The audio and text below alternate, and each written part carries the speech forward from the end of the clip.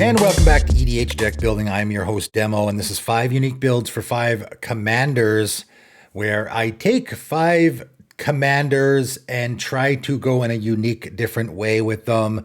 And I got a couple of particularly interesting ones here that the genesis for them actually came from another video of mine. Let's start out with Satya, Aetherflux Genius, and first couple here are going to be sort of patron suggestions. I mean, you never know who comes up with these ideas to begin with, but I have a patron with this deck, and it's a really neat idea. So 1 blue, red, and a white Human Artificer 3/5 Menace and Haste. When Satya, Aetherflux Genius attacks, create a tapped and attacking token that's a copy of up to one other target non-token creature.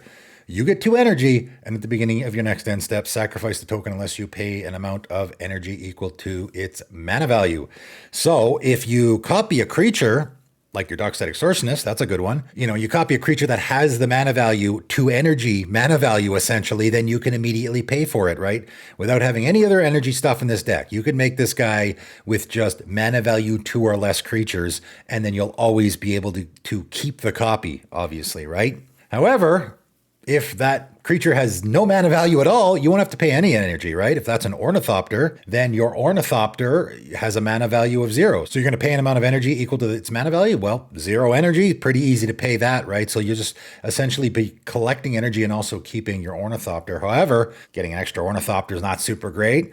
A really unique way to go with this is another mana value 0 creature, which is Manlands. Manlands is a really interesting way to go with this commander that obviously is pretty fringe. It's not the easiest thing in the world, but if you have a land that turns into a creature, so you're like your Fairy Conclave, for example, right? You turn your Fairy Conclave into a creature, and then you attack with your commander. You're going to create a tapped and attacking token that's a copy of that Fairy Conclave because it is currently a creature. And it'll come into play, and of course, its mana value is 0, so you won't have to pay anything to keep it around, and now you've just ramped. It's essentially a actually very effective way to ramp in Jeskai colors.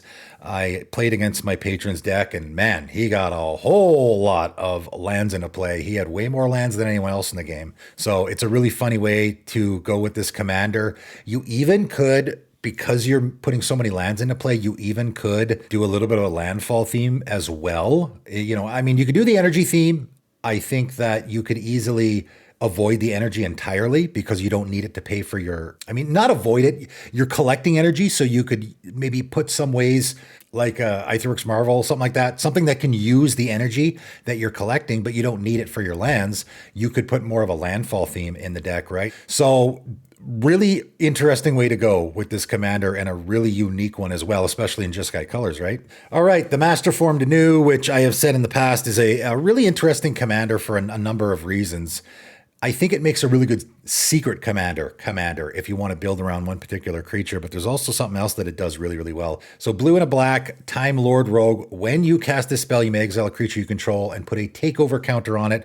And of course, whenever you exile stuff and put counters on it, it's very important because if your commander goes to the command zone or gets bounced or gets whatever, it's only looking for creatures in exile with takeover counters on it, so you can keep casting it over and over and over again, which of course here is very important. You may have the Master Formed Anew enter as a copy of a creature card in exile with a takeover counter on it. I'm already doing that. You see that? Pretty slick, right? You have a cast trigger, which is important, and also you have it enter as a copy of, which means, so for those who don't know, you're going to do the first thing first. And then as soon as your commander is entering the battlefield, it will be that creature. So immediately the first time you cast your commander, it will be whatever creature you just exiled. I mean, it could be something else if you exiled something else, but for the first time, you've only exiled one thing, right? Another important thing to note here is this is as a copy of a creature, just like a clone effect. And of course, clone effects use that wording of as it enters the battlefield. I talked about this in my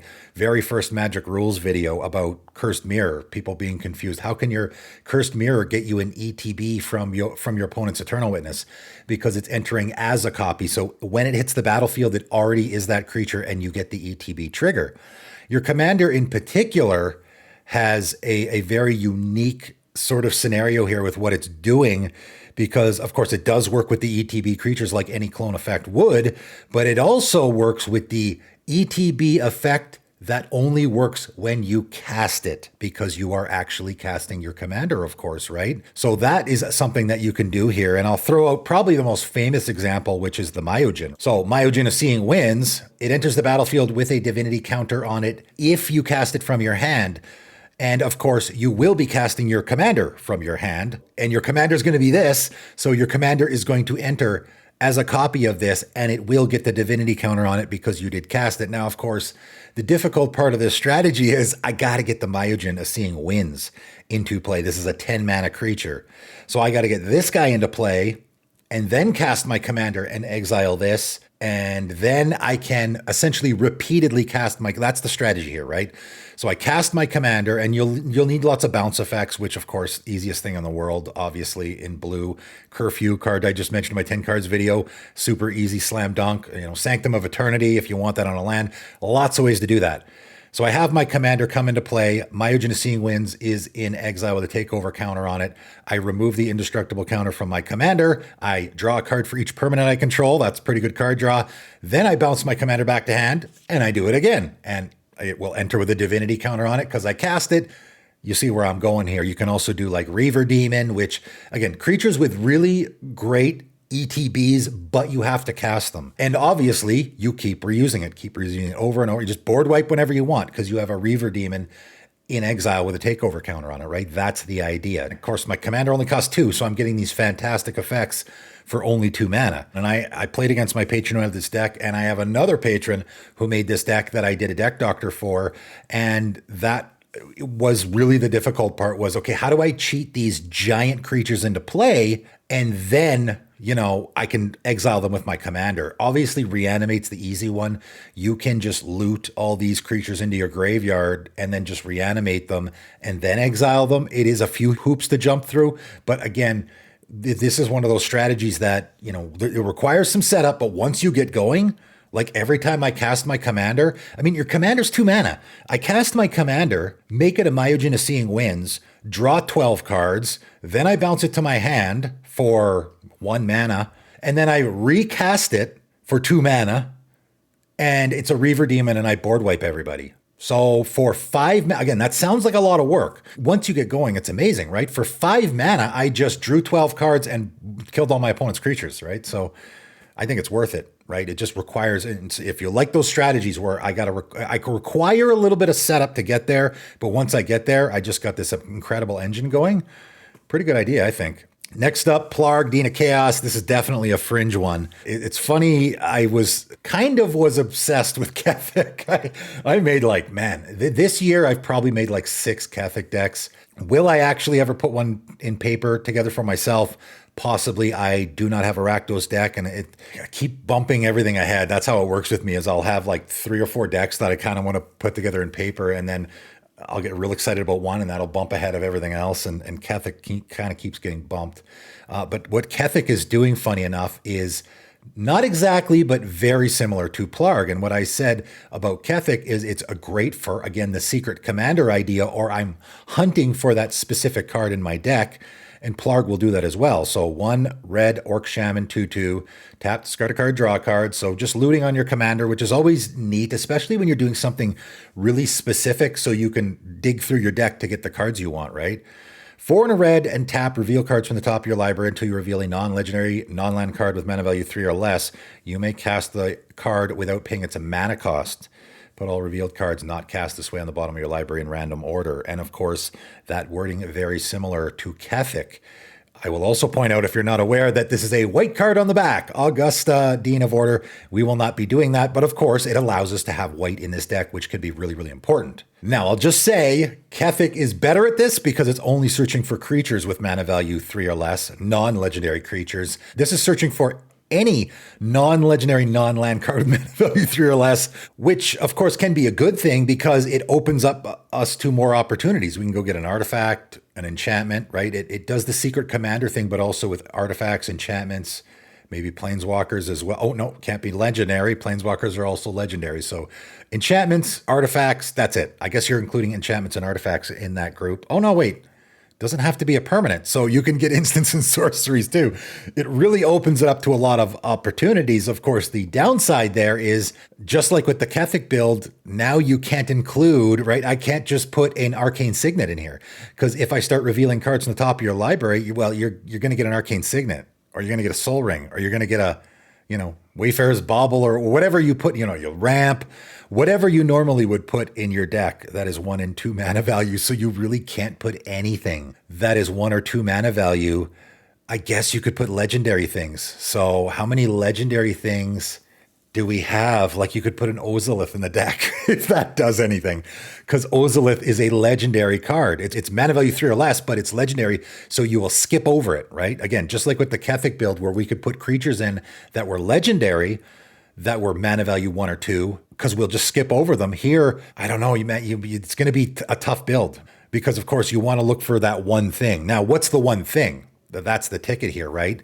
If the one thing is a mana value, again, if I did Goblin Welder here, again, that's why this one can be so much tougher. I want Goblin Welder, so I'm going to hunt for it, right? The idea here is I'm going to pay 5, and because the only thing in my deck that is a non-legendary, non-land card, mana value 3 or less, is my Goblin Welder, I'm guaranteeing that I get that thing. It essentially becomes a tutor, and I get to cast it for free or put it directly into play, right?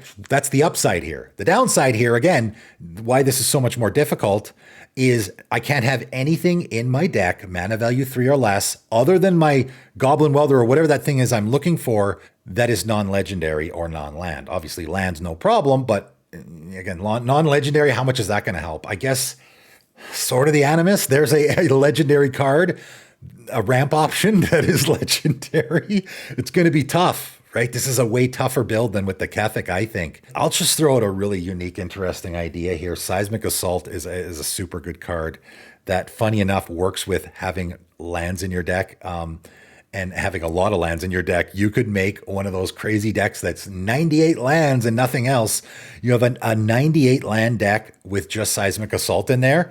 I use my commander's ability. It guarantees I get my Seismic Assault, right? The Seismic Assault is also a discard, so maybe you could work, because your commander has a discard, so maybe you could do something there as well with getting discard triggers, right? So this is also a way to assemble a combo if that combo is a non-legendary card with mana value 3 or less. So it's a tough build because of the limitations. It's essentially like that companion Karuga, right? So if you had that Karuga as a companion, I think that's the stipulation there as well. It would be very similar that way. It's a very tight deck building restriction, but opens you up to some really unique possibilities. So neat way to go there. All right, we are moving on to Oswald Fiddlebender. And what I'm doing here is I'm taking an idea I just had from a video I think I just came out with it, and I'm sure there was a lot of people in the comments of that video going, deck list?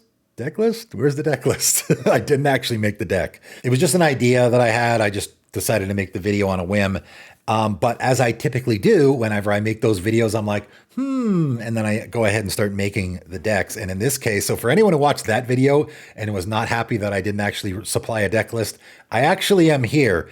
As I was going through and editing that video, funny enough, I realized, okay, Torpor Orb, very important card in the deck, obviously. It's an artifact. Leveler is an artifact creature. I realized a lot of them were artifact creatures, right? Phyrexian Dreadnought, artifact creature, and Eater of Days. So 3 of the ones that I talked about in that video were artifact creatures. And I was like, hold on a second. I like blue with this strategy. Again, you can go watch the video to get a better description of what I'm talking about. Basically, creatures with really bad ETBs. However, this is a way we can not only cheat those creatures into play, but also tutor for them, right? And we can also tutor for our Torpor Orb. So essentially, the idea here is taking those bad ETB creatures, and obviously white being the most important color in that strategy, we can also do, like, again, we can get the Torpor, we can very easily tutor for it, but we can also put the Hushwing Griff, and we can also put the Hushbringer and all those creatures in here as well. And I also went down the road to find other mono white, because I didn't want to just, the 3 artifact creatures were the only really good ones I could find. I wanted to find other white creatures. Dust Elemental was a good one that is, doesn't really fit the theme of artifacts and all that, but it does fit the theme of the anti-ETB thing. I didn't have a ton to put in the deck. Having those 3 artifact creatures plus Torpor Orb, and then obviously I just put a bunch of artifacts like a Microsynth Wellspring, stuff like that you're going to want to put in the deck anyway. Obviously, I want artifacts of all different mana values because my commander is hunting for certain mana values, right? Pay 1 and tap, sacrifice an artifact, search your library for an artifact card with mana value equal to 1 plus the sacrifice artifact's mana value, put it onto the battlefield, then shuffle, activate only as a sorcery. So if I have an Ornithopter in play, as long as I already have my Torpor Orb or Hushwing, any of those effects, I can sacrifice my Ornithopter to put a Phyrexian Dreadnought in play. That's very easily putting a 12/12 trample creature into play on like turn 3 or 4 or something, right? So things can get out of hand pretty quick here. I decided I needed to do a little bit more in this deck because there wasn't as enough to fill up. I mean, you could just throw a bunch of artifacts in the deck, and you could take the deck list I made, it is in the description, and just stick with the artifact theme and don't do anything else. I thought doing a little bit more would be interesting. And again, I was going down the rabbit hole finding the white creatures with really bad ETBs. And I came across Disciple of Callous Nin, which has a, you wouldn't consider it a bad ETB, but it is an ETB that we might want to shut off. So 4 and a white human wizard 3/4. When Disciple of Callous Nin enters the battlefield, starting with you, each player chooses up to 5 permanents they control. All permanents other than Disciple of Callous Nin that weren't chosen this way phase out. So of course, this is a symmetrical effect. It works on everybody. And, this can be a tough card to use because, of course, you might not want to phase out all your stuff. There's a very specific situation where this is that balance effect, and balance effects are kind of really tough to use because you got to pick the right moment for it. It can hose one guy really, really bad, but what if you don't have a lot of good stuff in play, right? I say this all the time about cards like Cataclysm and stuff like that. That card is not just, hey, I cast this and I win the game. No, my opponent's got a Blightsteel Colossus, and that's the creature they're keeping. So casting a Cataclysm is terrible there. Same with Disciple of Callous Nin. This is actually a really tough card to use. And shutting off the ETB here can be good for 2 reasons. One, it means that our opponents aren't going to hate us, for one. It also means that we don't have to worry so much about giving one of our opponents a huge advantage as well, right? So of course, if we're shutting off the ETB, well, why did I throw this in the deck? I threw this in the deck because permanents can't phase in. That's the important part. That's the part that we actually want to use with this card. And I built around that a little bit. How are we building around it? I mean, first of all, if our opponent casts it to Fairy's Protection, their stuff doesn't phase back in. They essentially lose the game, right? Because of course, the protection from everything runs out on their turn, but their stuff doesn't phase in. So they just basically exiled all their permanents, right? It can actually be a really handy thing to just have permanents not phase in. That's already a good thing. And it's a card that I really desperately want to put in a deck for that reason. I've also built around it a little bit. So Galadriel's Dismissal is a card that you'll find in the deck that it's just a good card. 1 white mana instant, has kicker 2 and a white, target creature phases out. If this spell was kicked, each creature target player controls phases out. So it's just one of those effects that phases out your creatures. But this one also phases out your opponent's creatures. For 1 white mana, we can phase out our opponent's commander, and with the Disciple of Callous Nin in play, it won't phase back in. And they can't move it to the command zone because it's not changing zones. It just stays phased out forever until someone gets our Disciple of Callous Nin off the table. Or we can pay the 4 mana with the kicker, and all of target players' creatures will phase out and not phase back in, right? So that's another little funny thing that I ended up throwing in this deck. Fitting with our commander, though, the Pandorica is an actual artifact that we can go fetch. 2 and a white, legendary artifact. You may choose not to untap the Pandorica during your untap step. Pay 1 and a white, tap, untap another target non-land permanent, then it phases out. So again, we can use this on our opponents or ourselves. It is a good way to protect your stuff, but it also is a good way to phase out a problematic thing that your opponent has, temporarily, of course, because it can't phase in for as long as the Pandorica remains tapped. When the Pandorica becomes untapped or leaves the battlefield, that permanent phases in, activate only as a sorcery. But of course, with our Disciple of Callous Nin in play, permanents can't phase in. And yes, despite what it says on the Pandorica, permanents can't phase in. Can't always wins in the game of Magic, as I say all the time in my Magic rules videos. So what the Pandorica essentially becomes is pay 2 mana, phase out one of your opponent's permanents permanently, and it won't phase back in as long as our Disciple is on the battlefield. So obviously Pandorica is a good card. Galadriel's Dismissal is a good card. These are good cards anyway, right? So we can just use them as we normally would. But if we get our Disciple of Callous Nin, there's no way to search for it in this deck. But if you happen to get it, you can have it come into play and then really start getting into some neat shenanigans where you phase all your opponent's stuff. That's another thing that I threw in the deck. And I went a step further, which is what I'm going to be doing with the last commander here, Abuelo Ancestral Echo. And again, going back to that anti-ETB video, I said blue is also great in this strategy because it has a lot of Sky Squaller, really neat creatures like that. It also has the Wormfang Manta combo where we can take infinite turns. And of course, I mentioned creatures that you can blink your Wormfang Manta with, where, of course, when it ETBs, that will be shut off from our Torpor Orb, Hushwing Gryff, whatever. When it leaves the battlefield, we will get the extra turn. That's how you take the extra turns. And you can blink it in several different ways. If our commander is blinking it, that's the easiest ways. I think I mentioned Rune of the Hidden Realm in that video. This is a white-blue commander that will do it. 1 white and a blue Spirit 2/2 Flying Ward 2, and 1 white-blue exile another target creature or artifact you control. Actually, this hits artifacts too, which could be relevant. Return it to the battlefield under owner's control at the beginning of the next end step. I guess you could use this to save your Torpor Orb too if someone was going to destroy it. So this is going to give us the infinite turns combo with Wormfang Manta, but also phasing works really good with blue. And in fact, if I was doing the phasing deck where I wanted to phase out my opponent's stuff, obviously white and blue are the best colors for that, and blue gives us more options, right? And there's some pretty mean things that you can do here as well, like you can play Shimmer, 2 blue enchantment. As it enters the battlefield, choose a land type. All lands of the chosen type gain phasing. And this is a card you could put in any deck and it's going to be handy. All these cards, I would say, work perfectly fine on their own because, of course, phasing is great in the commander format. But once we get our Disciple of Callous Nin, Shimmer is going to be almost game ending for some of our opponents because we'll just choose Forest or whatever land type most of our opponents control that obviously we don't control. And those lands on their untap will phase out and, of course, will not phase back in.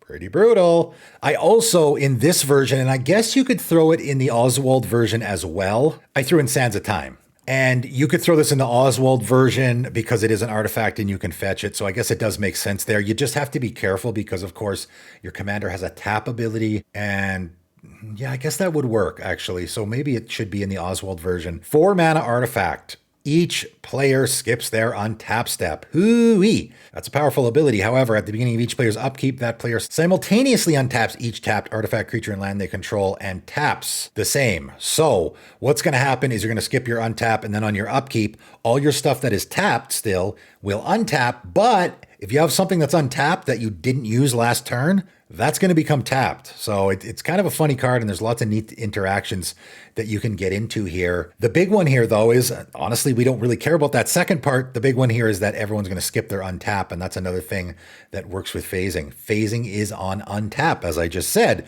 So if everyone's skipping their untaps, then nothing phases in. So this is going to do what our Disciple of Callous Nin is essentially doing, which is things don't phase in. So as long as this is in play, we can start phasing out our opponent's stuff and it won't phase back in. So that's another funny way to go with this. I guess you could also throw in Stasis because that skips untaps. It's blue. It does fit. Depends how stacksy you want to go with this strategy. It's a funny one for sure. And Abuelo being obviously the commander that fits here, you don't have to do it. You could use a different commander if you want to. I chose Abuelo because it's the colors that I want for this strategy. And it does the blinking, which kind of works with certain things and doesn't work. Obviously, it's a bit of a non-bow with certain things, but it also can get us that infinite turns combo with the Wormfang Manta. And it also is good at protecting your stuff. This is just going to blink something just to protect it. So that's also important to keep in mind. I mean, this is a method 2 deck, so you can obviously pick a different commander if you want to, but the idea being, and no, I don't have this deck list yet, although I've thought about it quite a bit, so I might actually, we'll see when this video goes live whether or not I've made the deck or not. If the deck list is in the description, that means I went ahead and made it. Basically, the idea here is we're combining the bad ETB creatures idea with the phasing creatures. And I know it seems like it doesn't really match, but the Disciple of Callous Nin being the creature that it actually fits with. So that's the idea for this, again, this commander sort of, but you could use another commander. There you go. 5 unique builds for 5 more commanders. I do have the Oswald deck list in the description, maybe the Abuelo one. I guess we'll find out. As of recording this video, I don't know if I've actually, I haven't made the deck as of recording this video. Whether I'm going to make it before this video goes live, I guess we'll see. That is it for today, though, and thanks for tuning in.